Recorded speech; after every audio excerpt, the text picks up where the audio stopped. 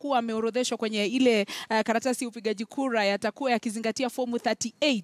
Na ndipo Manzu yuko na mgeni studioni, watakuwa kitueleza mengi zaidi kuhusu hizi fomu na jinsi ambavyo zinatumiwa. Muda usiokuwa mrefu, lakini kwanza tuangazie kinachoendelea katika kaunti ya Nyeri. Caron Nderi yuko katika eneo hilo, amekuwa akifuatilia hali ilivyo kufikia sasa. Caron Nderi, nini ambacho kimejitokeza ambacho labda tunahitaji kufahamisha taifa kuhusiana na uchaguzi uliofanyika katika kaunti ya Nyeri?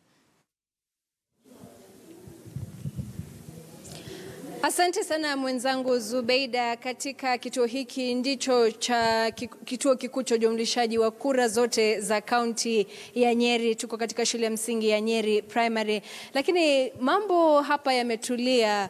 Kuna kimya kingi ambacho kimetanda kwa sababu shughuli bado hazijaanza kirasmi. Bado wanasubiri matokeo kutoka katika vituo vingine. Kaunti ya Nyeri na vituo 917, kwa hivyo bado wanasubiri shughuli kukamilika kule. Tumeweza kuzungumza na Bi Aluisia Kanini ambaye ndiye msimamizi mkuu wa kaunti ya Nyeri. Amenieleza kwamba yuko katika eneo bunge la Kieni na anatarajia kufika hapa muda wowote. Tulikuwa tuzungumze naye, lakini pindi tu atakapofika basi ataweza kutueleza kuhusu shughuli na jinsi zinavyoendelea katika kaunti hii ya Nyeri. Kama ambavyo tumesema Zubeida, tuko katika kituo cha jumlishaji wa kura za kaunti yote. Kama unavyoona nyuma yangu wanatazama KTN, wanataka kujua nini kinachoendelea. Vile vile pengine tukitembea ni kuonyeshe watu ambao wamekaa, si wengi sana. Baadhi yao ni maafisa wa IBC, wengine ni maajenti na wale ambao wanataka kujua matokeo. Kwa hivyo wamekuja hapa mapema kuweza kusubiri kuona ni nini ambacho kitajiri baadaye.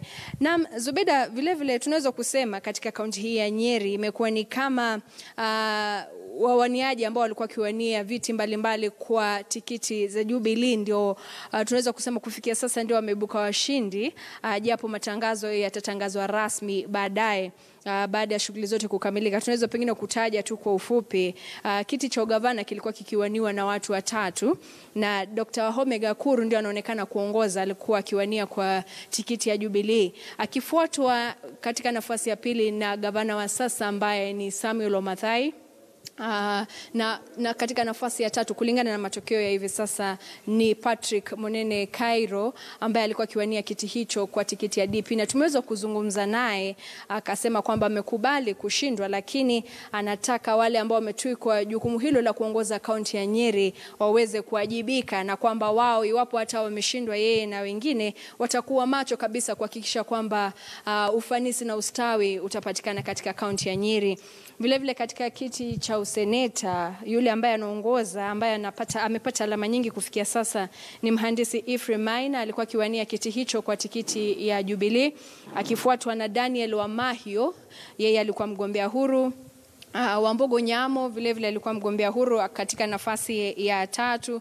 Wengine pia kama kijana Steve Nderi na baadhi yao kama wawaniaji sita wakiwa nyuma wanasema wanasubiri kabisa kuona maafisa wa IBC wamemaliza shughuli hizo katika kaunti ya Nyeri. Na kiti cha mwakilishi wa kike woman rep Rehab Mokami wa Jubilee anaonekana pia kuongoza, akifuatwa na Priscilla Nyokabi ambaye ndiye ndio amekuwa mwakilishi wa kike katika nafasi ya tatu, Joyce Njoki, Alice Wangare na Jane Susan. Kwa hivyo baada ya shughuli hii kukamilika kirasmi, Zubeda, tuweza kukujuza kuhusu yote yanayoendelea. Awali tulipata fursa pia kuzungumza na Bwana Ngunjiri wa Mbugu, ndio anaonekana kuongoza katika kiti cha ubunge cha Nyeri mjini.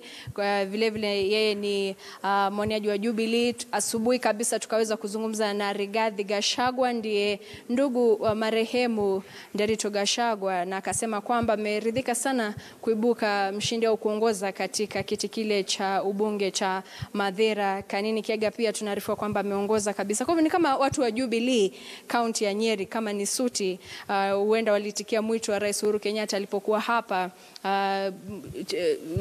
wiki chache ambazo zimepita katika kampeni zake za mwisho, akiwarai wenyeji kujitokeza na kupigia kura watu wa Jubilee. Kwa hivyo inaonekana kwamba watu waliitikia mwito huo na kufanya hivyo.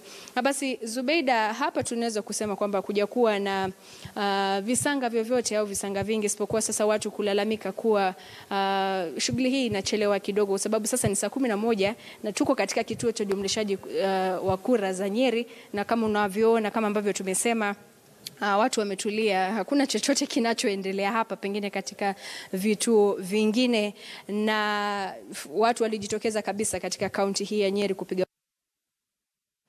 Naam, ni Kibaki akifika. Ni Karonderi, mwanahabari wetu katika kaunti ya Nyeri. Tutakuwa tukirejea kwake muda usio kwa mrefu aweze kutueleza nini ambacho kimesababisha kwamba hakuna kitu ambacho kinaendelea katika kituo kikuu cha kujumlisha kura. Ni kwamba kuna matokeo bado ambayo hayajafika. Atakuwa akitujibia maswali hayo muda usio kwa mrefu.